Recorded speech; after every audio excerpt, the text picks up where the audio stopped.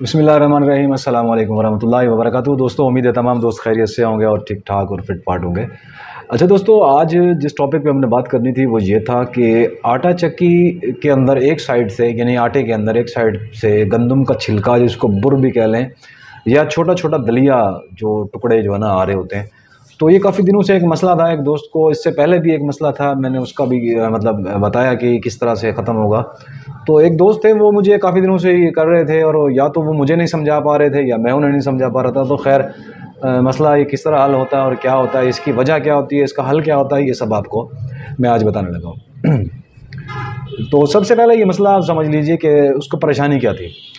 Video में मैं आपको साथ में इसके साथ दिखा देता हूँ कि उन्होंने मुझे आटे की वीडियो बना के भेजी और उसके अंदर एक साइड से जो है ना बुर आ रही थी, यानी गंदम के छिलका जो है ना एक साइड से पूरी पूरी लहर आ रही थी। लहर से मुराद ये होता है कि आपने जब आटा पीसने के बाद चक्की से निकाला और वो कपड़े के ज़रिए बोरी में या कट्टे में जहाँ भी वो आया, तो शुरू से लेकर एंड तक थोड़ा थोड़ा थोड़ा थोड़ा एक साइड से मुसलसल आ रहा था उसमें वो छिलका गंदम का। तो वो एक मसला है, ज़ाहिर बात है कस्टमर इससे परेशान होता है। कस्टमर भी कहता है यार ये सारा आटा ही ख़राब हो गया, यानी कि आप यूँ समझें कि पत्थर वाली से चाइना पर जो हमारी सारी ये जनरेशन आ गई है, उसकी वजह ये थी कि पत्थर वाले आटे को जो है ना छानना पड़ता था छाननी के अंदर, और ये जो चाइना वाला है इसको छानना नहीं पड़ता। तो अब अगर चाइना वाले में भी वही परेशानी आ जाएगी, ये नहीं छानना पड़ेगा, तो ज़ाहिर बात है कस्टमर तो परेशान होंगे। और औरतें जो घर में रोटियां पकाती हैं, आटा गूंथती हैं, तो वो तो मना कर देती हैं कि फ़लाँ के पास जाना, फ़लाँ के पास नहीं जाना। तो कस्टमर ख़राब होते हैं और आपका जो है ना वो कारोबार इससे मुतासर होता है। तो उसका ये मसला है और इसका मैं हल आपको बताता हूँ। हल क्या है, देखिए इसका सिंपल सा हल है। पहले आप ये समझ लीजिए कि ये होता क्यों है, ये मसला होता क्यों है। जालियाँ जब हम फिट कर रहे होते हैं ना, हमारे जो जालियों के फ्रेम होते हैं वो कभी कभार टेढ़े हो जाते हैं, या फिर कभी कभार ऐसा होता है कि उन जालियों के जो हम बोल्ट टाइट कर रहे होते हैं ना फ्रेम के, वो ऐसा होता है कि बाहर निकाल आते हैं एक आध मिली, कोई 1 मिली निकल आया, कोई आधा मिली निकल आया, तो उससे जो हमारा अंदर का जो लेवल होता है ना वो मुतासर होता है। ठीक है, जाली का जो फ्रेम है वो उसमें अंदर बॉडी के साथ सही तरीके से लगता नहीं है, कहीं से उठा हुआ, कहीं से चिपका हुआ, कहीं से इस तरह। तो जब हम उसको जोर लगा के टाइट तो कर देते हैं, इससे फ्रेम टेढ़ा हो जाता है। ठीक है, अब जहाँ फ्रेम टेढ़ा हो गया, जाली थोड़ी सी घूमी, फ्रेम थोड़ा सा घूमा, जहाँ पहले टेढ़ा हुआ पड़ा था वहाँ तो चिपक चुका था, और जहाँ दूसरी जगह आया तो फिर वो अनबैलेंस हो गया। फिर दूसरी बात ये कि बोल्ट अगर बाहर निकला हुआ है एक तरफ से थोड़ा सा भी, आधा मिली 1 मिली, तो जाहिर बात है आटा जो है वो उसने निकलना है हवा के प्रेशर की वजह से, बाहर निकलना है चक्की से बाहर, किसी तरह भी उसे निकलना है जाली के बाहर से। अब उसको जहाँ से रास्ता मिलेगा वो निकल जाएगा। ठीक है, तो वो ये मसला इस वजह से पैदा होता है। इसका हल 2 हल हैं, सिंपल से मैं आपको बता देता हूँ, और ये मैं आपको वीडियो का प्रैक्टिकल भी एंड में दिखा देता हूँ कि ये कैसे ठीक होगा। ठीक है, नंबर 1 ये करना है आपने कि सादा सा तरीका, यानी कि सबसे सस्ता, आपने जब जाली लगानी है तो फ्रेम का जो कड़े का हमारा, जिसको हम कड़ा भी कहते हैं फ्रेम भी कहते हैं, उसकी वो साइड जहाँ से बोल्ट टाइट होते हैं और जिस तरफ से बाहर निकलते हैं, इन दोनों तरफ से या तो हमने फोम लगा लेना है, या फिर जो सील मिलती है 150 रुपये की मार्केट से वो लेके लगानी है, या फिर इसका जो हल है वो ये है कि आपने ग्रीस लगानी है। दोनों साइड से अच्छी तरह ग्रीस लगाएं और जाली को फिट कर दें, दरवाज़ा बंद कर दें गेट इसका, ये दोनों तरह से ख़त्म हो जाएगा। अब ग्रीस किस तरह लगानी है वो भी मैं आपको बताता हूँ, और जो फोम है या सील है, देखिए सबसे पहले तो अब ये सब चीज़ समझ लीजिए, एक सील जो है ना 150 रुपये की मार्केट में मिल जाती है आराम से, आप वहाँ से ख़रीद लें मार्केट से, और उसको 2 हिस्से कर लें, आपकी मर्ज़ी है, और सिंगल में चलाएं, आपकी मर्ज़ी है। 150 के हिसाब से 300 भर के आप लगाना चाहें तो आपकी मर्ज़ी, 150 के हिसाब से पूरा करना चाहिए, नहीं कि आपने उसको बीच में से आधा काट लेना है, आधा अगली साइड पे आधा पिछली साइड पे, तो आपका ये 300 में मुकम्मल हो जाएगा।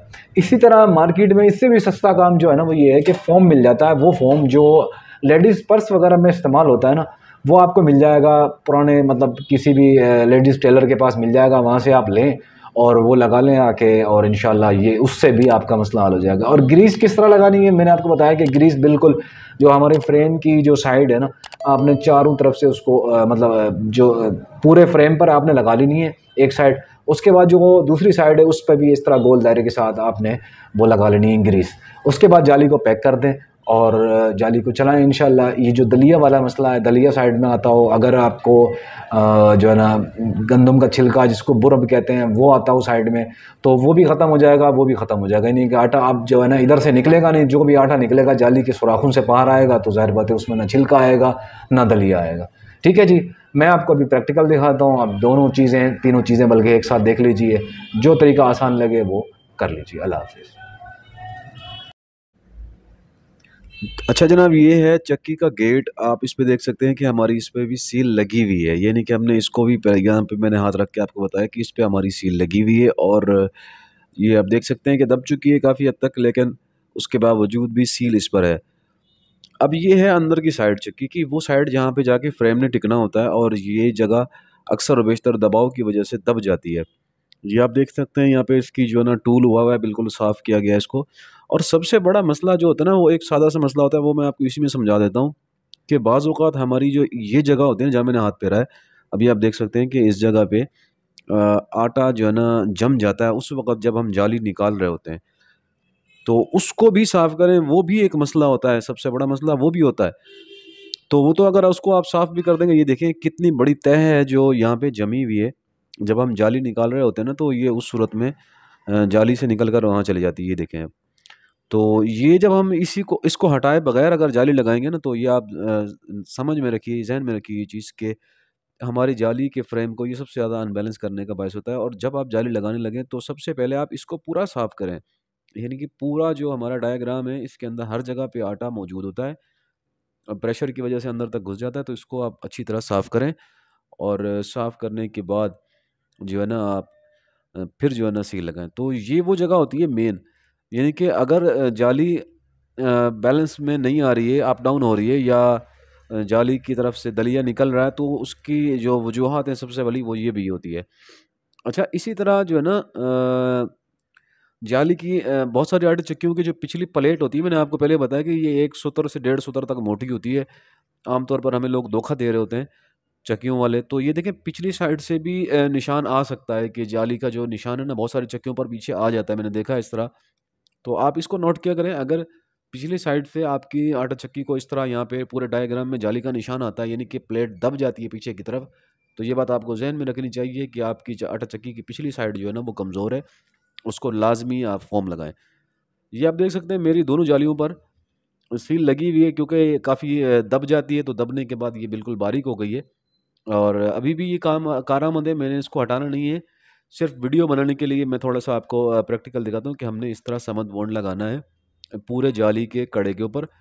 ये वो साइड है जिस साइड हमारे बोल्ट टाइट होकर बाहर जाते हैं, यानी कि ये वो साइड है जो जो जाली का वो फ्रेम का वो हिस्सा है जो चक्की के अंदर वाले हिस्से में जाके टिकता है।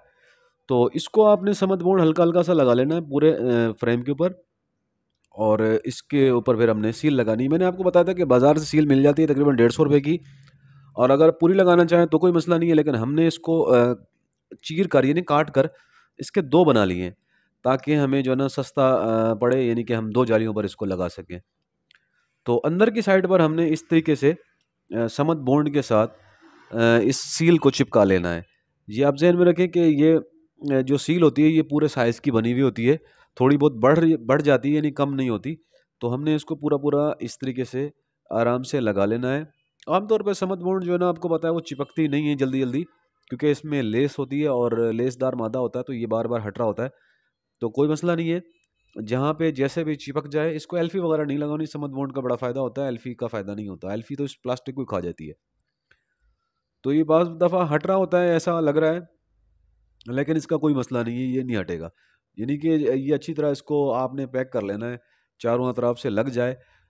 और इसी तरह आपने इसको जो है ना चक्की के अंदर लगा देंगे, तो फिर उससे ये होगा कि ये दबाव में आ जाएगी और फुल अच्छी तरह चिपक जाएगी। तो पूरे फ्रेम के इस कड़े के ऊपर हमने ये लगा लेनी है, और लगाने के बाद इसको हमने चक्की में लगा देना है।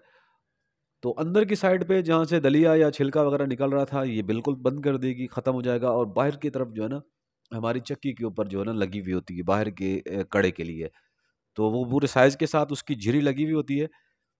उसकी झिरी के अंदर फँसा के लगाएँ, आपकी मर्ज़ी, उसके ऊपर सीधा-सीधा लगा दें, आपकी मर्ज़ी, जैसा लगाना चाहें। मैंने आपको गेट का वो हिस्सा दिखाया है जहाँ पे सील होती है, तो वो भी आपने देख लिया। अभी आप जिस तरीके से चाहें लगा लें। अभी आप ये देखें कि ये बड़ी है, मतलब थोड़ी बहुत हमें काटनी पड़ेगी, छोटी नहीं पड़ी। तो पूरे डायग्राम के हिसाब से बन के आती है। किसी किस्म का कोई इसमें मसला नहीं होता, यानी कि छोटी-बड़ी नहीं होती, बड़ी होती, छोटी नहीं होती।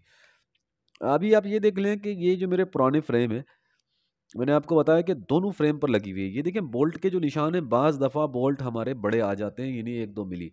आधा मिली भी बड़ा आ गया, बाहर निकल गया, तो मसला होगा।